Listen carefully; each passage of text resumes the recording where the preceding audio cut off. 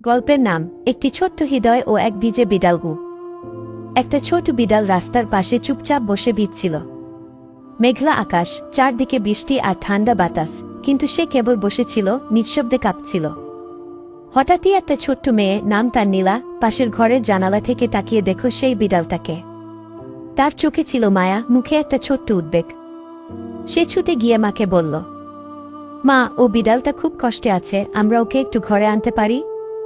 মা একটু হাসলেন, তারপর ছাতা হাতে বেরিয়ে এলেন নীলার সঙ্গে। তারা দুজনে মিলে বিড়ালটাকে কোলে তুলে ঘরে নিয়ে এলো। তখন থেকেই নীলা আর বিড়ালের মধ্যে এক বন্ধুত্ব গড়ে উঠল, একটা ছোট্ট হৃদয় আর একটা অবলা প্রাণীর অদ্ভুত ভালোবাসা। বন্ধুরা, আমরা যদি একটু সহানুভূতি দেখাই, তাহলে অনেক প্রাণ আজ নিরাপদে থাকতে পারে।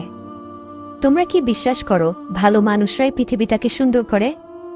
তাহলে একটা লাইক দাও আর শেয়ার করো, যেন সবাই এই বার্তা পায়।